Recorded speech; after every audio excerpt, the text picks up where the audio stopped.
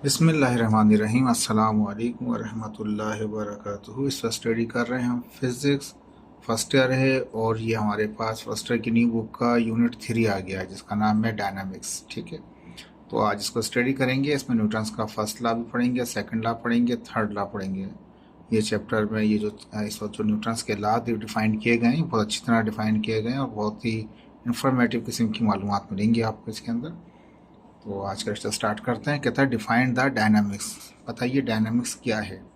तो कहता है कि डायनामिक्स जो है वो ब्रांच है किसकी, मैकेनिक्स की एक ब्रांच है। ठीक है जी, यहाँ तक क्लियर है। इन विच इसमें स्टडी करते हैं, किस की स्टडी करते हैं, ऑब्जेक्ट्स की, सिस्टम्स की, किसके साथ, फोर्स के साथ। यानी कि जो ऑब्जेक्ट होते हैं उनका क्या रिलेशन होता है फोर्स के साथ, या जो सिस्टम बने हुए हैं हमारे पास उन सिस्टम में फोर्स की क्या एक्ट कर रही होती है, तो उसको हम मैकेनिक्स कहते हैं। और मैकेनिक्स की ऐसी ब्रांच उसको हम डायनामिक्स कहेंगे। हम यहाँ पे तो कहते हैं dynamics is based on few fundamental concept such as force, mass, momentum, energy. कहते हैं डायनामिक्स के अंदर हम थोड़े बहुत फंडामेंटल कॉन्सेप्ट जो हैं उनको बेस कर रहे होते हैं डायनामिक के अंदर। यानी किस किस के, जैसे फोर्स का भी फंडामेंटल थोड़ा सा हिस्सा इस्तेमाल हो रहा होता है, मास का भी हो रहा होता है, मोमेंटम का भी, एनर्जी का भी। लेकिन इस वक्त जो हम स्टडी करेंगे आज के लेक्चर में, हम मास, ज़्यादातर हम फोर्स स्टडी करेंगे, उसके बाद हम एंड के अंदर मास पे पहुंच जाएंगे। ठीक है जी।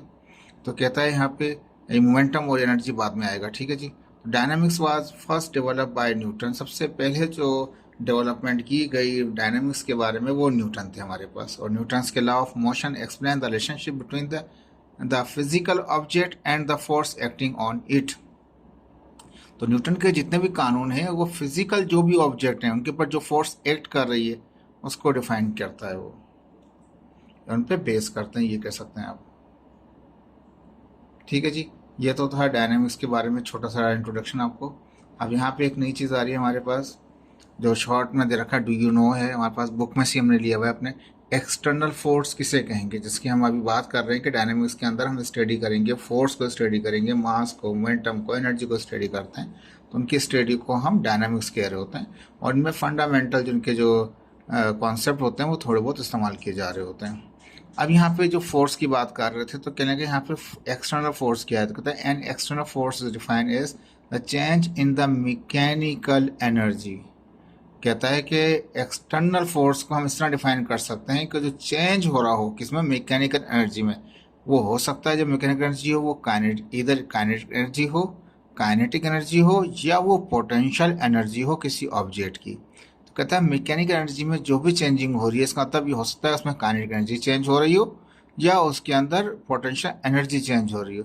These forces are cause by external agent. कहता है कि ये जो फोर्सेस होती हैं वो एक्सटर्नल ही होती हैं, हमारे पास एजेंट ही होता है उनका जिसकी वजह से ये फोर्स एक्ट कर रही होती हैं। For example external force are friction, normal force, air resistance. कहते हैं एयर रेजिस्टेंस भी एक्सटर्नली एजेंट कर रहा होता है, नॉर्मल फोर्स भी जो होता है एक्सटर्नल एजेंट कर रहा होता है, और जो फ्रिक्शन होती है वो भी एक एक्सटर्नल ही फोर्स कहलाती है हमारे पास।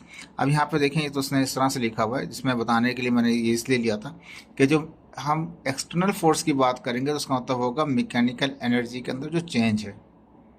और वो मैकेनिकल एनर्जी में जो चेंज होता है वो या तो काइनेटिक एनर्जी होता है या पोटेंशियल एनर्जी होता है। देखें काइनेटिक एनर्जी, पोटेंशियल एनर्जी आगे जाके डिफाइन करेंगे इसको हम, लेकिन यहाँ पे टर्म दिया हुआ था एक्सटर्नल फोर्स के हवाले से, तो इसको जहन में रख लीजिए अभी से।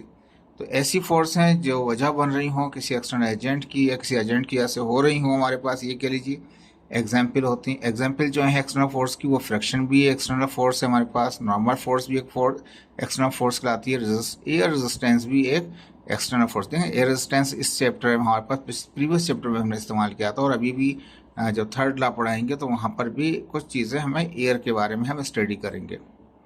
देखिए यहाँ पे एक नॉर्मल ऑब्जेक्ट दिखाया हुआ है और उसके ऊपर ग्रेविटेशनल फोर्स लग रही, फोर्स ऑफ ग्रेविटी लग रही है, नीचे से एक नॉर्मल रिएक्शन लग रहा है हमारे पास।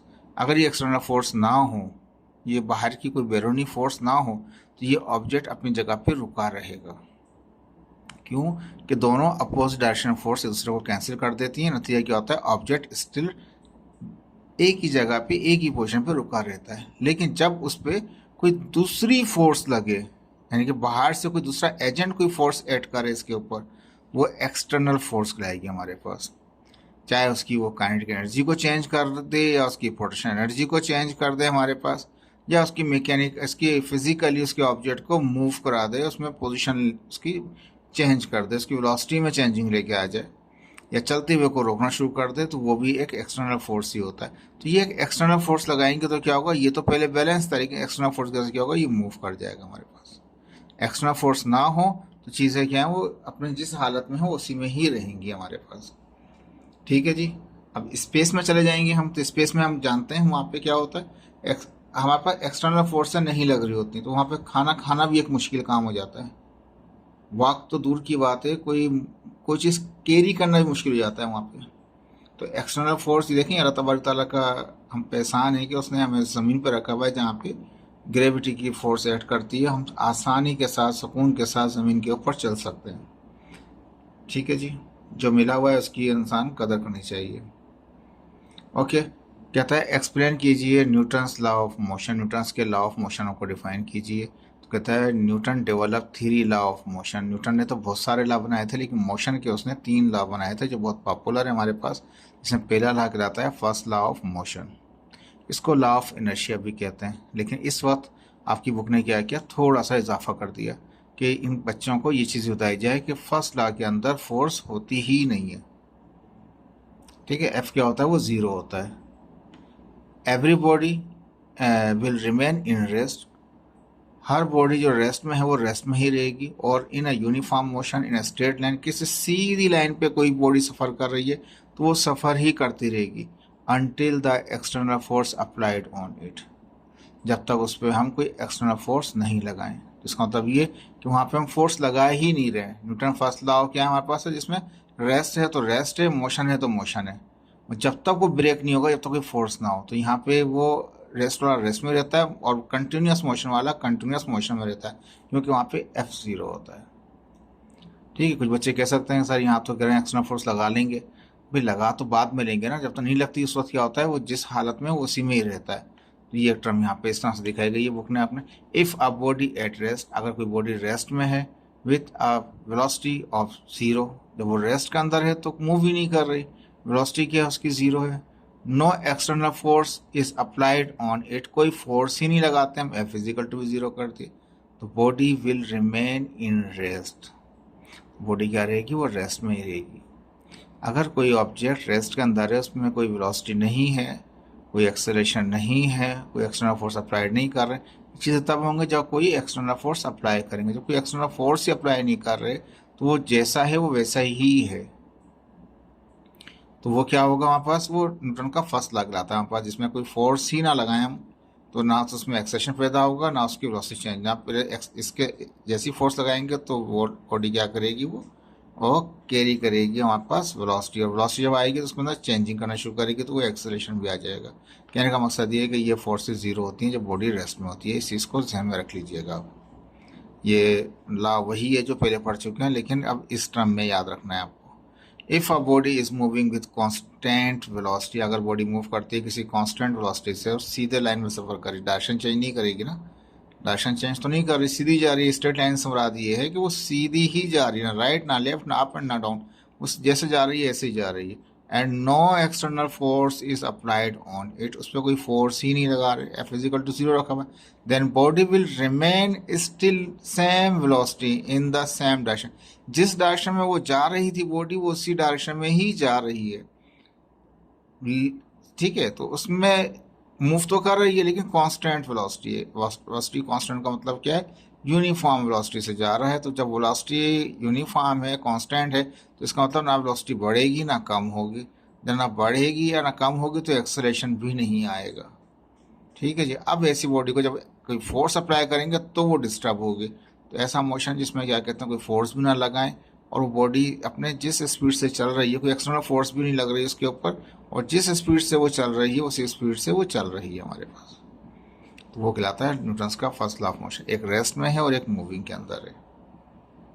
तो यहाँ पे एफ अप्लाई ही नहीं कर रहे, कोई एक्सटर्नल फोर्स अप्लाई ही नहीं कर रहे, कहते हैं no external force is applied on it, कोई भी फोर्स उस पर अप्लाई, एक्सटर्नल फोर्स अप्लाई ही नहीं करते, body will moving still same velocity, जिस वेलोसिटी से थी उसी से ये इन द सेम डायरेक्शन, अपनी ही डायरेक्शन के अंदर है।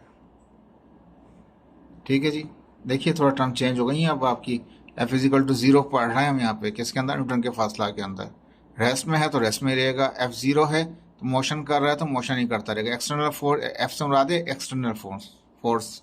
If a force is applied in above both cases, दोनों केसेस में अगर हम लगा दें फोर्स, पहले तो हम कह रहे हैं फोर्स हम लगा ही नहीं रहे, अगर हम फोर्स अप्लाई करते हैं तो कहता है now body start to resist, तो बॉडी क्या करेगी, वो रेजिस्ट करेगी to change the state of body.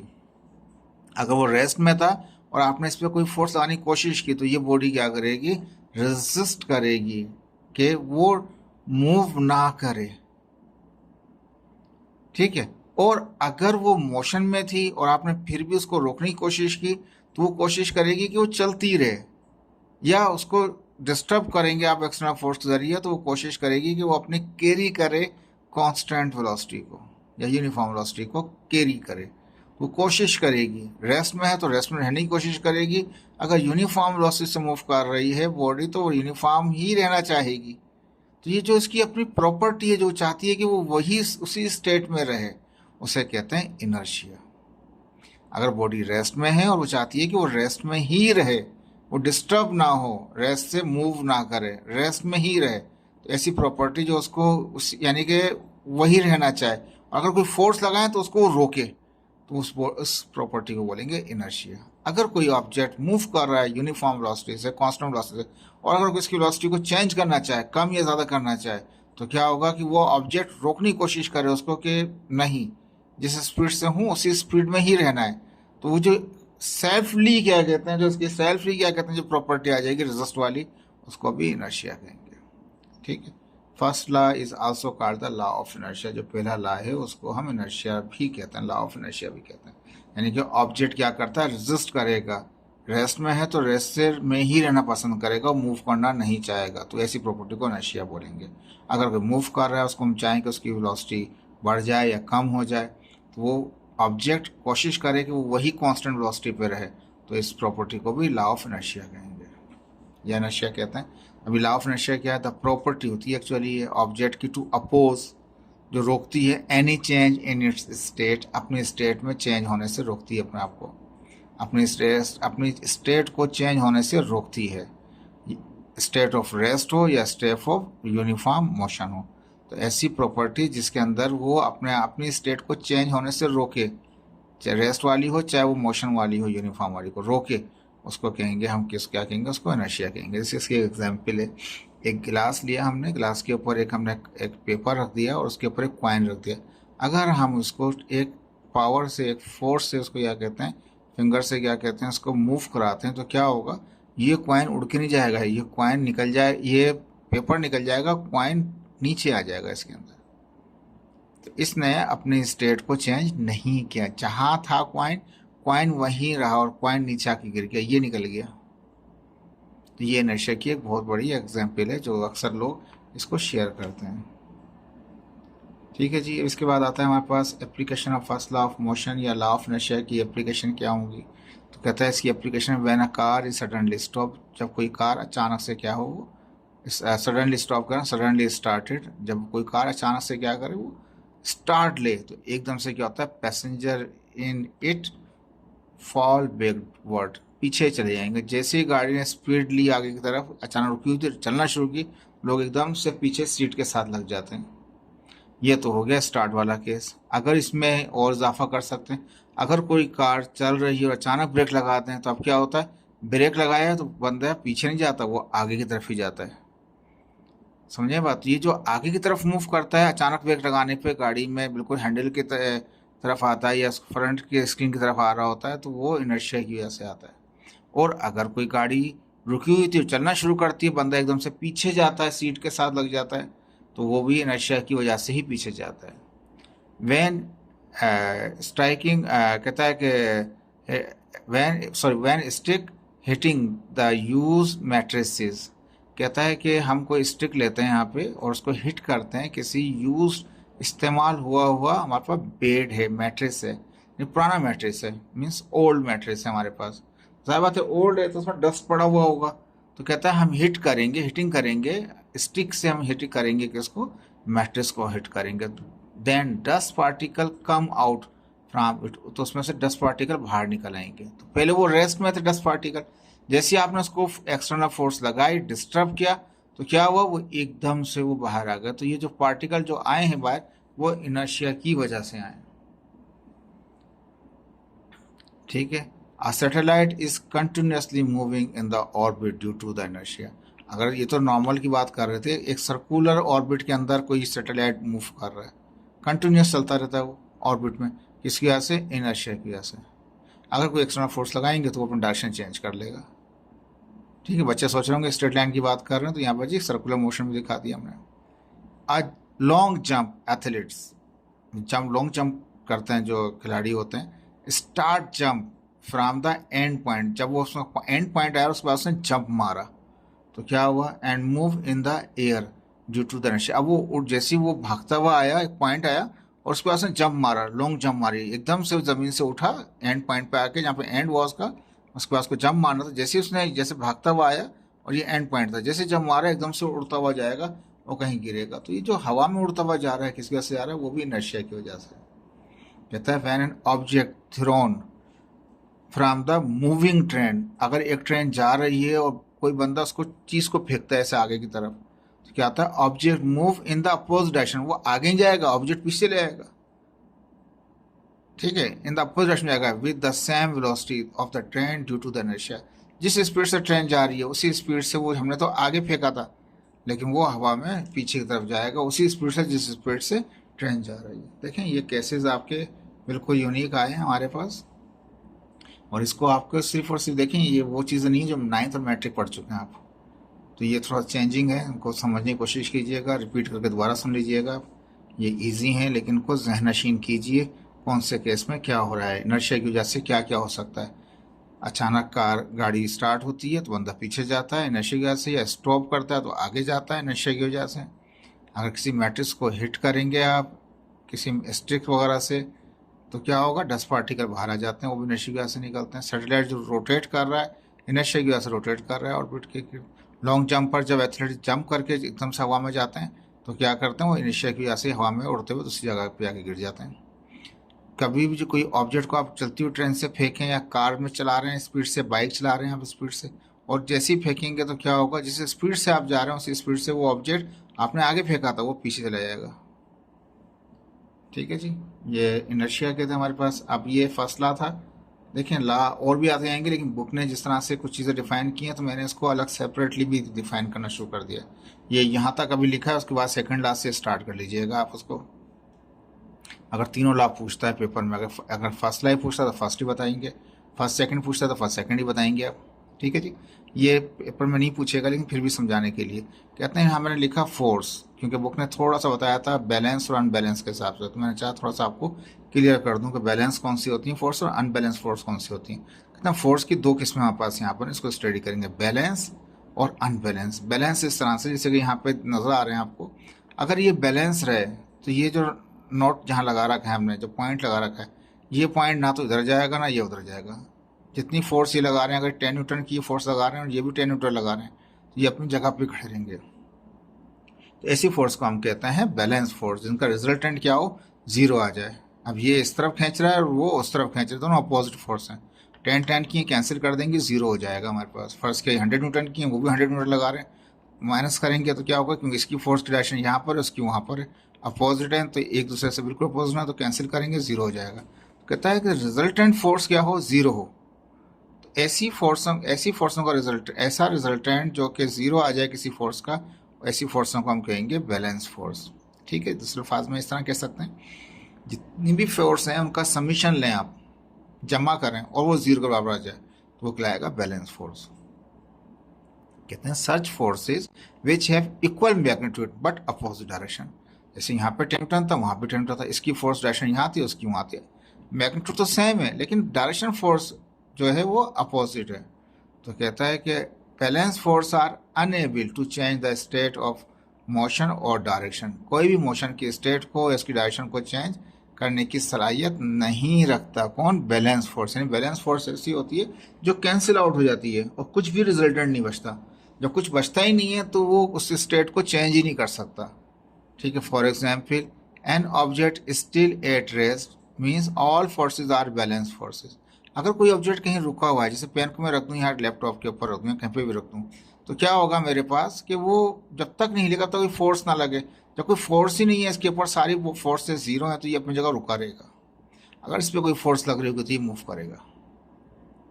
कहता है an object still at rest, एक ऑब्जेक्ट किस में होता है, हमेशा रेस्ट में होता है। कब? इसका मतलब ये means all forces are balance, तमाम फोर्स क्या हो बैलेंस हैं, एक दूसरे को जीरो कर दिया है।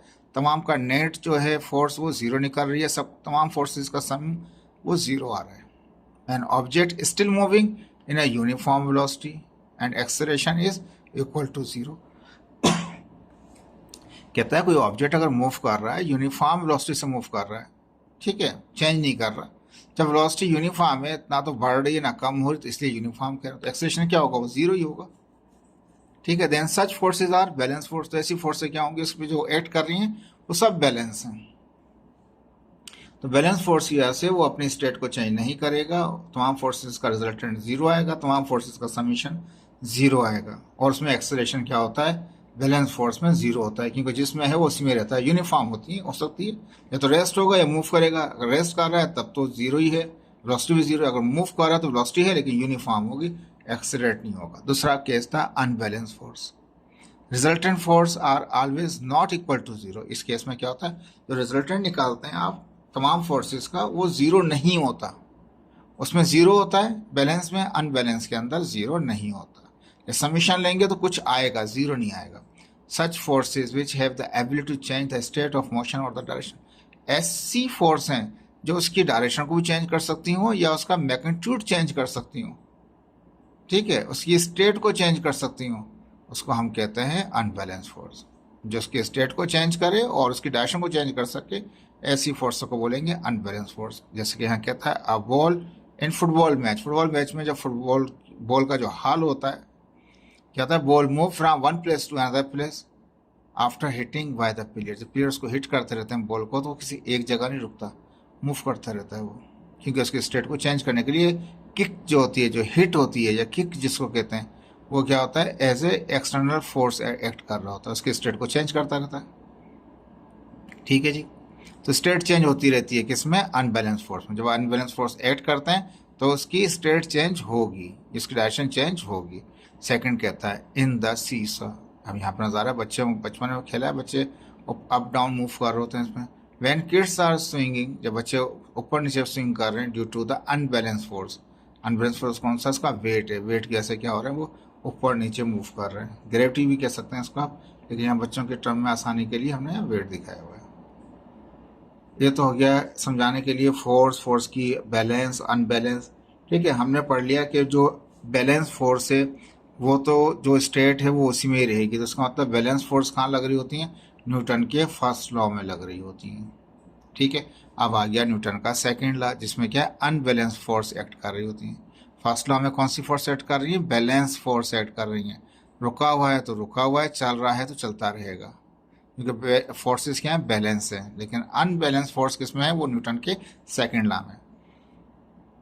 कोई ऑब्जेक्ट है, मास भी होगा उसका, जब उसमें कोई फोर्स लगाएंगे तो वो एक्सेलरेट करेगा, यानी कि जो एक्सेलरेशन होगा वो डिपेंड करेगा उसकी फोर्स के ऊपर। तो acceleration of an object is directly proportional to the applied force. Acceleration जो है वो डायरेक्टली प्रोपोर्शनल है फोर्स का, जितनी ज़्यादा फोर्स होगी इतना ही ज़्यादा ये ऑब्जेक्ट एक्सेलरेट करेगा। एक्सेलरेट का मतलब ये इतनी ही अपनी वेलोसिटी को चेंज करेगा ये। तो A is proportional to F. Similarly इस तरह से एक्सेलरेशन का एक ही था, एक और भी था, acceleration of an object is inversely proportional to the mass. जो एक्सेलरेशन है वो इनवर्स, इसके साथ तो डायरेक्टली जितना फोर्स होगा इतना एक्सेलरेशन हो जाएगा, लेकिन एक्सेलरेशन मास के साथ इनवर्सली है, जितना मास ज़्यादा होगा इतना ही कम एक्सेलरेशन होगा, जितना कम मास होगा इतना ही ज़्यादा होगा। सिंपल सी चीज़, अगर ये 5 ग्राम का है, अगर उसको हिट करें हाथ से तो बहुत दूर चला जाएगा। अगर ये 100 ग्राम का होगा थोड़ा रुकेगा, अगर 100 केजी का हो तो ये आपके ऐसा हाथ मारने से मूव भी नहीं करेगा। ये मास बढ़ता जाएगा तो बॉडी का एक्सेलरेशन कम होता जाएगा। तो इन्वर्सली प्रोपोर्शनल कहते हैं, जिसमें एक चीज़ बढ़ाए दूसरी चीज़ कम हो। तो हम अगर इसका मास बढ़ा देंगे तो एक्सेलरेशन कम हो जाएगा। तो A is proportional to 1/m। जब ये प्रोपोर्शन इन्वर्सली होता है तो 1/m में लिखा जाता है। ठीक है, अब यहाँ पे हम कंबाइनिंग कर रहे हैं अबव टू रिलेशन। इक्वेशन नहीं है, इक्वेशन में क्या होता है, इक्वल होता है। इसमें कहीं इक्वल नहीं है तो रिलेशन कहेंगे। तो दोनों रिलेशनों को हम क्या करेंगे, यहाँ पे कंबाइनिंग करेंगे। ए एरिया, एफ डायरेक्ट था तो एफ पर रहेगा, एम मास इनवर्स है तो नीचे रहेगा। जब भी प्रोपोर्शनलिटी हटाते हैं तो कांस्टेंट आ जाता है, यहाँ पे क्या आ गया, और के की वैल्यू मैं रखना चाहता हूँ 1। अगर के की वैल्यू 1 रखूंगा तो 1 के खत्म हो जाएगा, एफ अपॉन एम हो जाएगा। एफ मालूम करना होगा तो एम डिवाइड कर एम मल्टीप्लाई करेगा, तो एफ इजिकल टू क्या हो जाएगा मेरे पास, एम हो जाएगा। जी ये था मेरे पास न्यूटन का सेकंड लॉ, लेकिन साथ में बुक ने दे रखा था, ये यहाँ तक रखा, उसके बाद फिर दोबारा कंटिन्यू करेंगे। लेकिन do you know, if double the mass, अगर मास को मैं डबल कर दूं, एम को 2m कर दूं, यू डबल द फोर्स, तो आपकी फोर्स भी क्या होगी, डबल हो जाएगी। If double the acceleration, U double the force. दोनों में से देखें यहाँ पे एम भी है और ए भी है। अगर मास डबल करूंगा तो भी फोर्स डबल हो जाएगी, ठीक है। अगर ए डबल करूंगा तो तब भी फोर्स डबल हो जाएगी। अगर दोनों को ही डबल कर दूंगा तो फिर दो और दो कितना, 4 गुना हो जाएगा ऊपर। तो क्या होगा, 2 टाइम कर दिया मास और 2 टाइम कर दिया एक्सेलरेशन, तो 4 टाइम हो गई फोर्स मेरे पास। ठीक है जी, याद रख लीजिए। अगर कोई सवाल करे आपसे जी, अगर हम मास को हम डबल करते हैं तो फोर्स क्या हो जाएगी, तो फोर्स डबल हो जाएगी। अगर एक्सेलरेशन को डबल करते हैं तो तभी डबल हो जाएगा। अगर मास और एक्सेलरेशन को दोनों को डबल करते हैं तो फोर्स क्या होगी, 2 टाइम नहीं होगी, 4 टाइम हो जाएगी। ठीक है, याद रखिएगा इस बात को। न्यूटन का आ गया हमारे पास अब थर्ड लॉ, बहुत इंपॉर्टेंट लॉ है हमारे पास ये, और इसको समझने की कोशिश करेंगे। तो third law of motion, action बराबर होता है रिएक्शन के, लेकिन निगेटिव डायरेक्शन के अंदर होता है रिएक्शन। दोनों का मैग्नीट्यूड बराबर होगा, लेकिन डायरेक्शन दोनों की अपोजिट होगी। अप है तो वो डाउन होगा, ये लेफ्ट है तो वो राइट हो रहा होगा। कहता है every action has equal reaction, कहता है दुनिया में हर एक्शन का क्या होता है, रिएक्शन होता है with same magnitude but opposite direction. उनका मैग्नीट्यूड तो सेम होता है, लेकिन डायरेक्शन क्या होती है, उनकी अपोजिट होती है। For example, if an object A exert the force on object B, अगर एक ऑब्जेक्ट ए है वो एक फोर्स लगा रहा है बी के ऊपर, एरो दिखा रहे हैं, तो एफ ए टू बी एक फोर्स लगा रहा है। Then object B will also exert the force on A लगा रहा है बी के ऊपर, एफ ए बी, ए से बी की तरफ, और बी भी लगा रहा है फोर्स, कहाँ से, बी से ए की तरफ। दोनों की डायरेक्शन अपोजिट है विद द सेम मैग्नीट्यूड, दोनों के मैग्नीट्यूड सेम है बट अपोजिट डायरेक्शन। दोनों, इसकी डायरेक्शन राइट है, उसकी लेफ्ट है, direction of the A, but opposite direction to the A की डायरेक्शन के अपोजिट में लगा रहा है ये बी, ए शॉन अंडर नजर आ रहा है। तो क्या होगा, फोर्स से दोनों ही बराबर होंगी, लेकिन डायरेक्शन अपोजिट है, इसलिए माइनस लगाना पड़ेगा। ठीक है जी, अभी और देखिए कैसे हो रहा है। If a ball exert the force to the spring, अगर कोई बॉल आई और उसने फोर्स लगाई स्प्रिंग के ऊपर, तो लगाएंगे तो कंप्रेस हो चला जाएगा। देखें कंप्रेस हो गया ये स्प्रिंग, ठीक है। Then spring will compress initially, पहले तो वो कंप्रेस होता जाएगा। आफ्टर कंप्लीट कंप्रेस, जब पूरा कंप्रेस हो गया तो spring will also exert the same force to the ball, जितनी फोर्स इस पर लगी थी अब ये भी इतनी ही फोर्स लगाएगा इस पर। नतीजा क्या होगा, but in the opposite direction, opposite direction में उसने फोर्स राइट से लेफ्ट लगाई थी, ये लेफ्ट से राइट लगाएगा, बिल्कुल सेम फोर्स आएगा, डायरेक्शन बस अपोजिट होगी। देखें एक नया केस था आपके पास स्प्रिंग वाला। अब देखिए एप्लीकेशन और आ रही है आपकी। A person is sitting on the car seat, car की सीट पे अगर कोई बंदा बैठा हुआ है तो क्या हो रहा है, gravity is pulling him down, gravity उसको नीचे खींच रही है, but the seat is pushing him up, seat उसको अप कर रही है। Net total force will be 0, gravity ने नीचे लिया, सीट ने अप किया, तो क्या हो गया, दोनों का रिजल्टेंट क्या हो गया, नेट फोर्स 0 हो गई। ही इज स्टिल नॉर्मली, वो नॉर्मली बैठा हुआ है, ना तो अप जा रहा है ना डाउन जा रहा है, नॉर्मली सिट किया हुआ है। ठीक है, ये अच्छा एग्जाम्पल दिया हुआ था। In the aeroplane air pressure is deflected downward by the airfoil action, airfoil के एक्शन से। एयरफॉइल्स क्या, जो विंग्स होता है, पर होता है ना एरोप्लेन का, जो पर होता है वो क्या करता है, जैसे उसके ऊपर हवा का प्रेशर आता है, ये देखिए ये पर दिखाया है, ये इसका एक विंग दिखाया है, ये एक विंग है। एयर प्रेशर आया, उसने फ्लो डिफ्लेक्टेड डाउन, नीचे की तरफ लगाया फ्लो, एरो दिखा रहा है। नतीजा क्या होगा, ये एयर उसको फिर क्या करेगी, अप लगा देगी, पुश कर देगी, क्या होगा, ये बॉडी अप उड़ जाएगी। तो कहता है in aeroplane air pressure is deflected downward. ये जो शेप बना हुआ है ना, ये आपके पास ये एयरफॉइल है हमारे पास। ये विंग्स जैसे होते हैं एयरप्लेन के, इस तरह से समझ लीजिए, विंग्स समझ लीजिए। जैसे ही हवा आई तो उसने क्या किया, डिफ्लेक्ट कर दिया है इस एयरफॉइल, इसने विंग्स ने डाउन उसको नीचे की तरफ, ठीक है। And the same time foil push up, इसी वक्त में क्या हुआ, पुश अप हुई by the reaction of the air pressure. जो प्रेशर नीचे गया था उसने एकदम से इसको दूसरा रिवर्स प्रेशर लगाया। ये प्रेशर से नीचे गई हवा, लेकिन हवा के प्रेशर ने इसको रिफ्लेक्ट किया, रिएक्शन किया। रिएक्शन में क्या हुआ कि ये विंग्स अप हो गया, ऊपर हो गया। Shown in the figure, figure में नजर आ रहा है।